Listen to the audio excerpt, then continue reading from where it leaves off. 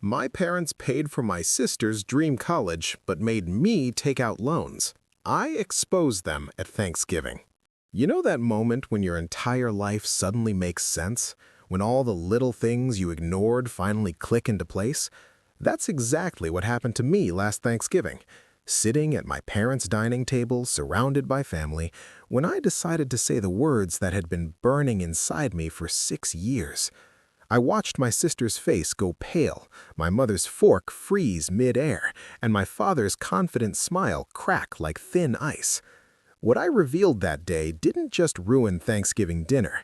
It shattered the carefully constructed image my parents had been maintaining for years, and honestly, they had it coming. Let me take you back to where this all started, back when I was 17 and filled with dreams about my future.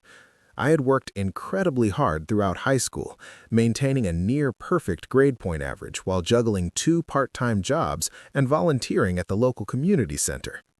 My college application list was ambitious, featuring some of the best engineering schools in the country, and I had my heart set on studying mechanical engineering. When acceptance letters started arriving, I felt like all my hard work was finally paying off. But that joy was about to be crushed in the most devastating way possible. I remember the day I got accepted to my dream school like it was yesterday, bursting through the front door with the acceptance packet in my hands. My parents were in the living room, and when I showed them the letter, their reaction was nothing like I had imagined. Instead of celebration and pride, my dad cleared his throat awkwardly, and my mom looked away, suddenly very interested in the carpet pattern. They told me to sit down, and those 3 words already made my stomach drop. What came next would set the tone for the next 6 years of my life and fundamentally change how I viewed my family. My father explained, in his matter-of-fact business voice, that they wouldn't be able to help me financially with college. He said they had looked at their finances and decided that I would need to take out student loans and maybe find some scholarships. I was confused because I knew we weren't wealthy, but we were comfortable, solidly middle class with a nice house and 2 cars. My mom jumped in quickly, saying something about teaching me responsibility and the value of working for what I want. It felt wrong, deeply wrong, but I was 17 and trusted my parents, so I pushed down that feeling and started researching student loans. Fast forward 2 years, and I'm a sophomore in college, working 30 hours a week while taking a full course load and watching my student loan debt climb higher every semester. I came home for winter break exhausted, stressed about money, and feeling like I was drowning in responsibilities. That's when I walked into the house and saw college brochures spread across the kitchen table, all for expensive private universities and elite liberal arts colleges. My younger sister, Emma, who was a high school senior, was sitting there with my parents, and they were all smiling and laughing as they discussed her options. The atmosphere was light, excited, completely different from the tense conversation I'd had about my own college future. I tried to brush it off, telling myself maybe they had figured out their finances, or maybe Emma had some special scholarship opportunity I didn't know about. But something felt off, like a splinter under my skin that I couldn't quite reach. Over the next few months, I noticed more things that didn't add up. Emma visited multiple out-of-state schools, expensive trips that required flights and hotel stays. She talked casually about her top choices, all private institutions with tuition costs that made my state school look like a bargain. Nobody mentioned loans or scholarships or working part-time, and whenever I asked about that, the conversation got redirected so smoothly I almost didn't notice. The truth came out in the most casual, devastating way possible during a family video call in Emma's first semester of college. She was giving us a virtual tour of her dorm room at her expensive private university, showing off the view and her new furniture. My aunt, who was also on the call, made a comment about how generous my parents were to pay for such a beautiful school. Emma laughed and agreed, saying something like, "Yeah, I'm so lucky Mom and Dad are covering everything. I don't have to worry about money at all." The silence that followed was deafening, at least on my end, while everyone else continued the conversation like nothing earth-shattering had just been revealed. I sat there in my tiny apartment, staring at my laptop screen, feeling like I'd been punched in the chest. My parents were paying for Emma's entire education at a school that cost 3 times what mine did. Meanwhile, I was drowning in debt, working myself to exhaustion, and eating ramen for dinner more nights than I cared to admit. The unfairness of it hit me like a tsunami, but what hurt even more was the deception. They hadn't just chosen to support her differently, they had lied to me, made me believe it was about teaching me responsibility when really it was something else entirely. I didn't confront them right away because I honestly didn't know how to even begin that conversation. What do you say to your parents when you discover they've been treating you fundamentally differently from your sibling? I spent weeks turning it over in my mind, trying to understand why they would do this. Emma and I had always gotten along well. There was no major conflict or drama between us. I had better grades than her, more extracurricular activities, and I'd been just as respectful and responsible. So what was the difference? Why did she deserve their full financial support while I deserved crushing debt? I finally called my mom one evening, my hands shaking as I dialed, and asked her directly why they were paying for Emma's school but not mine. The excuses came fast and fumbling, one contradicting the other in her rush to justify their decision. She said they had more financial stability now, that they'd gotten a better handle on their retirement accounts, that the timing was just different. When I pointed out that their circumstances hadn't changed that dramatically in just 2 years, she got defensive. She said I was being ungrateful, that plenty of students take out loans, and that I was doing just fine on my own anyway, so what was the problem? What was the problem? The problem was that I was working myself to the ground while my sister enjoyed the full college experience they denied me. The problem was the unfairness, the lies, and the message they were sending about my worth compared to hers. But my mom didn't want to hear it, and when my dad got on the phone, he just backed her up, saying I was being dramatic and that we could discuss it later when I was being more reasonable. They made me feel like I was crazy for being hurt, like I was the problem for expecting equal treatment.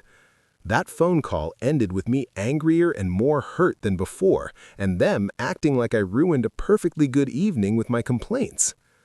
After that, I pulled back from my family significantly, limiting calls and visits, throwing myself into my studies and work. I graduated with honors, but with over $80,000 in student loan debt, a number that made me physically sick every time I looked at it. Meanwhile, Emma graduated debt-free, and my parents threw her a huge party, inviting all our relatives and celebrating her achievement. I attended because I didn't want to cause drama, but sitting there watching everyone congratulate her while I struggled to make my monthly loan payments felt like swallowing glass. Nobody seemed to notice or care about the massive disparity in how we'd been treated. For the next 2 years, I kept my distance, seeing my family only at major holidays and keeping conversations surface level. I built a good career, got promoted, and started slowly chipping away at my debt, but the resentment grew steadily inside me. My parents acted like nothing was wrong, like the past was the past and I should just move on. Emma remained oblivious, or at least pretended to be, occasionally complaining about minor life problems to me while I bit my tongue to avoid screaming about the privilege she didn't even recognize. The divide grew wider, though nobody wanted to acknowledge the canyon that had formed in our family. Then came Thanksgiving of last year, the event that would finally bring everything to a head. My parents were hosting, and the whole extended family was coming, aunts, uncles, cousins, and my grandmother. I almost didn't go, making up excuses in my head about work and other commitments, but something made me change my mind. Maybe it was anger, maybe it was a desire for justice, or maybe I just finally hit my breaking point. I decided if they wanted to play happy family, we were going to have an honest conversation for once, and I didn't care who was there to witness it. Dinner started normally enough, with everyone passing dishes and making small talk about their lives and recent events. My mom had gone all out with the decorations and food, clearly wanting everything to be perfect for the family gathering. Emma was there with her new boyfriend, showing off her engagement ring and announcing their wedding plans for the following summer. Everyone cooed and congratulated her, and my parents beamed with pride, my dad already talking about helping pay for the wedding. I sat there watching this performance, feeling the years of suppressed anger building up like pressure in a volcano. Then my aunt, the same one from that video call years ago, turned to me and asked how I was doing with my student loans. She said she knew those things could be such a burden and hoped I was managing okay with the payments. It was an innocent question asked with genuine concern, but it was the opening I'd been waiting for. I could have let it go, could have given a vague answer and changed the subject. Instead, I looked directly at my parents and said, loud enough for everyone to hear, that yes, my loans were quite a burden, especially since I was the only one who had to take them out. The table went quiet. That awful silence where everyone knows something significant just happened, but they're not sure what yet. My mom tried to laugh it off, saying something about how student loans were normal and I was doing great, but I didn't let her redirect this time. I explained, calmly and clearly, that what wasn't normal was parents paying for one child's entire expensive education while forcing the other to go into massive debt. I laid out the facts. Emma's private school, fully funded, versus my state school, entirely loan-financed. The different standards, the different support, the different love. All of it quantified in dollars and debt. Emma's face went red, and she stammered something about not knowing, about them never telling her I had loans. My dad tried to shut down the conversation, saying this wasn't the time or place for family finances. But I was done protecting their image, done pretending everything was fine for the sake of keeping the peace. I told everyone assembled that I'd asked my parents years ago why the treatment was different, and they'd made excuses about timing and finances. But the real truth, I said, was that they'd simply chosen her over me, decided she was worth the investment and I wasn't, and they didn't even have the courage to be honest about it. My grandmother, who had been silent up until this point, asked my parents directly if what I was saying was true. The look on my mom's face answered the question before she even opened her mouth. She tried to explain, repeating the same weak excuses about timing and circumstances, but they sounded even more hollow in front of the whole family. My uncle, my dad's brother, actually laughed in disbelief, saying he couldn't believe they'd done something so blatantly unfair. Other relatives started chiming in, some trying to defend my parents, others clearly shocked and disappointed by what they were hearing. Emma started crying, saying she didn't ask for any of this and it wasn't her fault. I agreed with her, telling her I'd never blamed her for our parents' choices, but that didn't change the reality of how differently we'd been treated. My dad stood up, angry now, telling me I was ungrateful and disrespectful for bringing this up in front of everyone. I stood up too, matching his energy, and asked him which was worse, me being honest about their favoritism or them actually showing that favoritism for 6 years. He didn't have an answer for that, just stood there red-faced and silent while the entire room watched. My grandmother tried a different approach, getting tearful and saying they'd done their best and maybe they made mistakes, but they loved both of us equally. I asked her how paying for one daughter's dream school while saddling the other with debt showed equal love. How does watching one child struggle financially while the other lives comfortably show equal love? She couldn't answer that either, just kept crying and saying I was being cruel. But I wasn't being cruel. I was being honest for the first time in years, and the truth just happened to be painful for them to hear in front of witnesses. The dinner fell apart after that, with my parents retreating to their bedroom and relatives awkwardly trying to figure out whether to stay or leave. My grandmother pulled me aside and told me she was proud of me for speaking up, that what my parents did was wrong, and she was sorry she didn't know about it sooner. A few other relatives expressed similar sentiments, while others seemed uncomfortable with the whole situation and left quickly.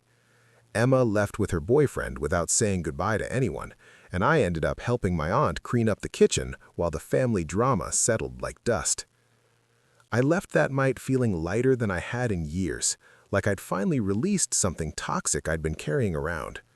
The next few days were chaotic, with family members calling me, some supportive, some critical, everyone having an opinion about what I'd done. My parents sent me a long text message saying I'd embarrassed them and hurt Emma and that I needed to apologize. I wrote back saying I'd be happy to apologize when they apologized for 6 years of unequal treatment and acknowledged what they'd done was wrong. They didn't respond to that. Emma and I met for coffee a few weeks later, just the two of us, and had the most honest conversation we'd ever had. She admitted she'd suspected something was unfair, but hadn't wanted to dig deeper because she was benefiting from it. She apologized for not standing up for me or questioning our parents' choices. But I told her I understood, that it's hard to question the system when you're winning, but that I hoped she could see now how wrong it had been. We didn't solve everything in that one conversation, but it was a start to rebuilding our relationship on more honest ground.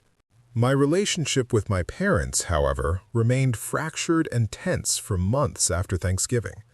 They refused to admit they'd done anything wrong, insisting their financial decisions were their business and I was being entitled. I stopped attending family events and limited communication to brief text messages. Several relatives tried to mediate, but I was firm in my position.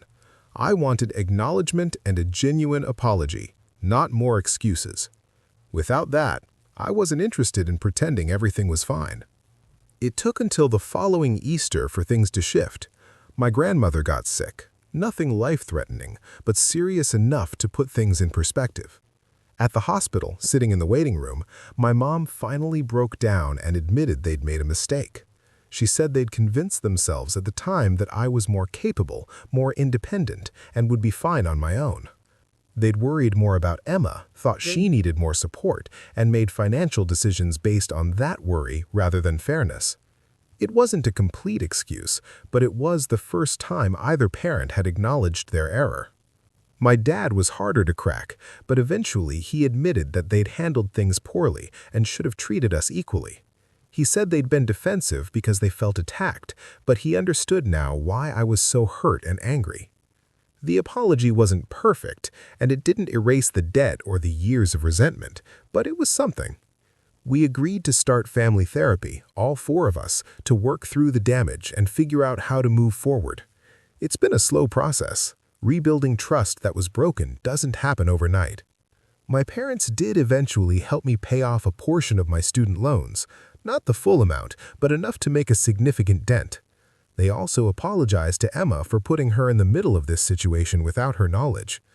We're all still working through things, and honestly, I don't know if our family will ever be what it could have been if they'd just been fair from the start. There's something that breaks when you realize your parents have favorites, even if they won't admit it. That innocence doesn't come back, no matter how many apologies or therapy sessions you have. Looking back now, I don't regret exposing them at Thanksgiving, even though it caused massive family drama and uncomfortable conversations. Sometimes the truth needs to be said out loud, witnessed by others, to make it real.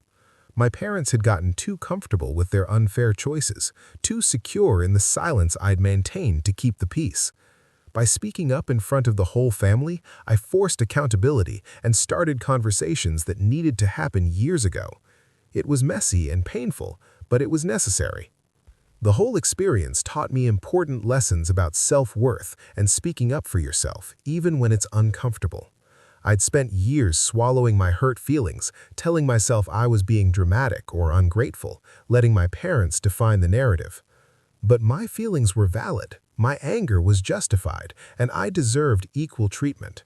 If you're in a similar situation where you're being treated unfairly by family but staying quiet to avoid conflict, I want you to know that your voice matters.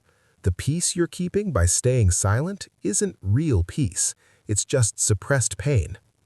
I also learned that favoritism in families is more common than people want to admit, and it causes deep, lasting damage to relationships. Money isn't the only way parents show favoritism, but it's one of the most tangible and measurable ways. When you give one child significant financial support and deny it to another, you're sending a clear message about their value and worth. My parents didn't intend to tell me I mattered less, but that's what their actions communicated, and intentions don't erase impact. For anyone dealing with student loan debt while watching siblings get full parental support, I see you. And your feelings are valid. It's not about being entitled or ungrateful, it's about basic fairness and equal treatment. You're not dramatic for feeling hurt when you're treated as less important. These are normal reactions to genuinely unfair situations, and you deserve acknowledgement of that. My advice if you're in this situation is to speak up sooner rather than later, and don't wait until the resentment builds to explosive levels like I did. Have the hard conversation, ask the direct questions, and demand honest answers. If your parents give you excuses or try to make you feel bad for asking, that tells you something important about their priorities. You deserve clarity, even if that clarity is painful. You deserve to know where you stand rather than spending years confused and hurt. Also, set boundaries to protect your peace and mental health from toxic family dynamics. After Thanksgiving, I had to limit contact with my parents for months because continuing to engage with them while they denied wrongdoing was harmful to me. It's okay to step back from family when they're hurting you, even if others judge you for it. Your well-being matters more than maintaining appearances or keeping everyone else comfortable. Sometimes distance is the healthiest choice until real change happens. The final thing I'll say is that exposing family dysfunction is scary but sometimes necessary. There's huge pressure in families to keep secrets, to not air dirty laundry, to protect the family image above all else. But that pressure serves the people who benefit from the unfair system, not the people being hurt by it. When I spoke up at Thanksgiving, I violated that unspoken rule, and yes, it caused chaos. But it also started healing, created accountability, and showed other family members what was really happening behind closed doors. Today, more than a year after that Thanksgiving dinner, my family's different. We're more honest, but also more fractured in some ways. My relationship with my parents is improving slowly, built on therapy sessions and difficult conversations rather than pretense. Emma and I are closer now than we've been in years, united by our shared commitment to honesty. Some extended family members respect me for speaking up, while others think I went too far. I can live with that division because I know I did the right thing for myself. I still have student loan debt, and I'll be paying it off for years to come. Every payment is a reminder of my parents' choices and the unfairness of my situation, but I'm not carrying it in silence anymore, not pretending it doesn't hurt or that everything is fine. I've named the problem, demanded acknowledgement, and set boundaries around how I'm treated. That empowerment, that refusal to accept less than I deserve, has been worth every uncomfortable moment and awkward family gathering. So, if you're sitting on a similar truth, wondering whether to expose family dysfunction or just keep swallowing your pain, consider what you're protecting by staying silent. Are you protecting relationships that are built on lies and pretense? Are you protecting people who hurt you from facing consequences? Or are you actually protecting yourself from the temporary discomfort of honesty? I chose honesty, and while it made things worse before they got better, I don't regret it. The truth set me free, even if it ruined Thanksgiving dinner. Your story might be different from mine, your family dynamics unique, but the core principle remains the same. You deserve fair treatment, honest communication, and to have your feelings validated rather than dismissed. If you're not getting those things, you have every right to speak up, set boundaries, and demand better. And if the people who claim to love you can't handle your honesty, that tells you something important about the relationship. Real love can survive truth. Fake peace can't. That Thanksgiving dinner changed everything for my family, shattering our comfortable lies and forcing uncomfortable growth. Was it worth it? Absolutely. Would I do it again? In a heartbeat. Because living with the truth, even when it's painful, is better than living with the slow poison of resentment and silence. My parents paid for my sister's dream college but made me take out loans, and now everyone knows it. That truth was my power, and speaking it out loud was my liberation.